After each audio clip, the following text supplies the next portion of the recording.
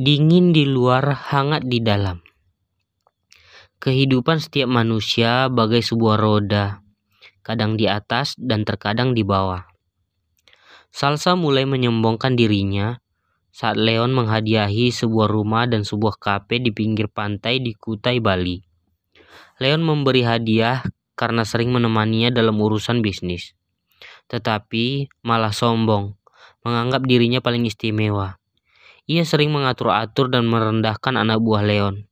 Maka itu, banyak anak buah Leon yang sakit hati padanya. Malam itu juga, nasib Salma berada di fase yang paling buruk. Bukan hanya buruk, bahkan sangat hina. Ia tidak akan menikmati kemewahan itu lagi. Ia bagai seorang ratu yang turun tahta, lalu diasingkan ke pulau yang dipenuhi banyak buaya. Riko dan Iwan, dua orang lainnya, mengantar Salsa ke Kalimantan menggunakan helikopter. Ia akan hidup di bawah pengawasan seorang wanita killer bernama Nana, seorang gerbo. Wanita yang berambut blonde itu dikenal sangat sadis. Setiap wanita yang berstatus buangan akan bekerja di sebuah bar sebagai penari stripping bar milik Nana. Dikunjungi para kelas bawah dan tingkat kriminalitas tinggi. Di sanalah Salsa akan dibuang.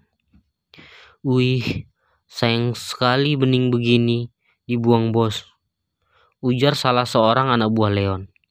Lelaki ini yang pernah diludahi wajahnya sama Salsa. Kali ini Salsa akan mendapat balasan yang setimpal. Riko, Ton, kalian tidak mau ini, lumayan ganti oli, ujar duanya. Kedua orang itu baru saja mencuci barang bekas milik bos mereka. Tidak, ogah, ujar Riko dan Tony. Mereka membiarkan rekannya menikmati tubuh Salsa sepuasnya. Salsa akhirnya malam itu diantar di tempat Nana. Leon masih diam di dalam ruangan kerjanya. Ada banyak hal yang ia pikirkan. Salah satunya, ia tidak pernah menduga kalau Salsa akan berani melakukan itu di rumahnya. Saat jam sudah bertengger di angka 10, Leon datang ke kamar Jovita.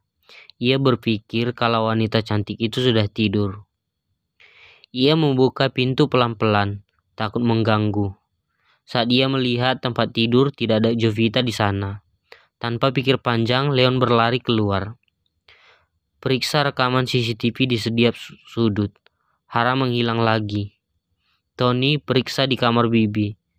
Pintanya tegas. Semua sibuk mencari di setiap ruangan. Bahkan Bu Atin ikut mencari kemana-mana. Cari sampai ketemu atau leher kalian saya patahkan, ujar Leon pada orang-orangnya yang berjaga saat itu. Leon naik lagi ke kamar berpikir Jovita melarikan diri menggunakan kain spray. Ia berlari ke balkon. Leon merasakan jantungnya berdetak sangat cepat. Saat memikirkan, ia turun menggunakan kain melarikan diri dari balkon. Wajah Leon menegang dengan mata menyusuri setiap sisi balkon. Jangan bilang kamu kabur lagi, bodoh. Jika kamu melakukannya sama saya, kamu cari mati, ujar Leon panik. Ia memegang batang lehernya. Ia masuk lagi ke kamar Jovita, melihat spray di ranjang masih utuh. Namun, saat dia berdiri di sisi ranjang, ia mendengar ada suara dari kamar mandi. Bibi, aku di kamar mandi, ujar Jovita dengan suara lemah. Jovita yang sedang duduk di kamar mandi mengetuk-ketuk pintu kamar mandi dengan satu tangan, dan satu tangan lagi ia gunakan untuk memegang kepalanya yang terasa sangat pusing. Bi, aku di kamar mandi, teriak Jovita dengan suara lemah lagi. Ia berpikir yang datang ke kamarnya Bu Atin. Leon berbalik badan dan menghampiri pintu kamar mandi. Ia terdiam dengan napas terengah-engah. Apa yang kamu lakukan? Tanya Leon dengan suara bergetar antara panik, senang, perasaan campur aduk. Jovita duduk dengan kepala ditenggelamkan di atas lutut. Kepalaku sangat pusing.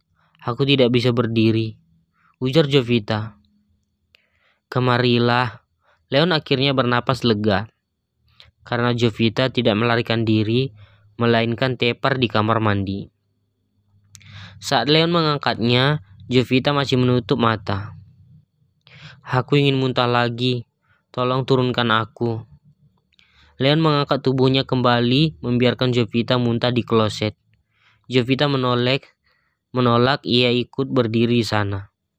Ia tidak mau Leon merasa jijik karena ia muntah.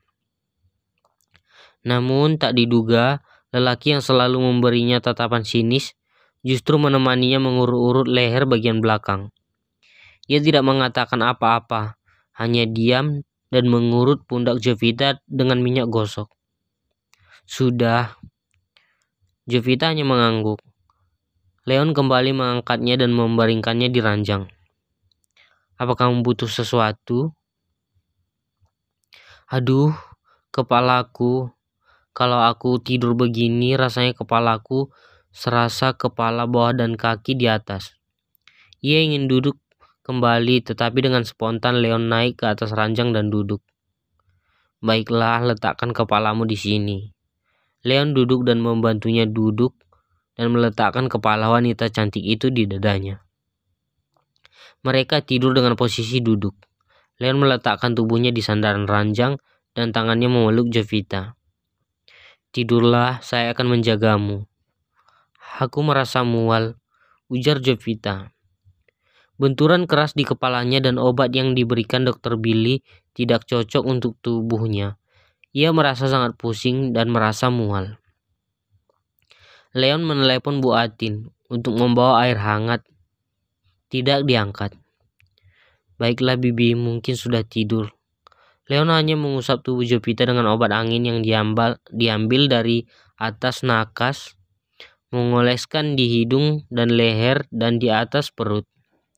Memberinya pijit-pijitan ringan di leher di atas kepala, dan itu berhasil. Wanita cantik itu akhirnya tertidur. Beberapa menit kemudian mata Leon ikut tertidur. Ia bisa tidur karena ada jimat tidurnya bersamanya. Saat sudah larut malam, Bu Atin datang lagi ingin mengecek keadaan Jovita. Namun ia terdiam sejenak, melihat pemandangan tak biasa, bahkan ia mengambil foto Leon sedang memeluk tubuh Jovita dengan penuh kasih sayang. Kamu itu lelaki yang terlihat dingin di luar, tetapi hangat di dalam. Tetapi seorang wanita butuh pengakuan untuk sebuah status hubungan, nak. Sebanyak apapun kamu lakukan padanya, kalau kamu tidak katakan kamu mencintainya, maka perasaannya padamu akan bimbang. Bibi berharap kamu membuang egomu dan katakan cinta padanya. Bu Atin keluar dari kamar dan membiarkan keduanya menggapai mimpi indah mereka berdua. Leon terbangun saat sinar mentari menerpa wajahnya. Ia bangun. Apa aku bisa tidur tadi malam? Leon melirik ke samping. Ternyata Jovita tertidur pulas di lengannya. Oh, karena ada kamu, makanya saya bisa tidur. Ia kabur sebelum Jovita bangun. Ia menarik tangannya pelan-pelan dan meninggalkan kamar Jovita diam-diam. Semoga dia tidak ingat kalau saya tidur bersamanya. Kalau ia ingat, mudah-mudahan ia paham kenapa saya tidur memeluknya, ujar Leon. Ia bangun lebih cepat dan sengaja duduk di taman menunggu Jovita bangun.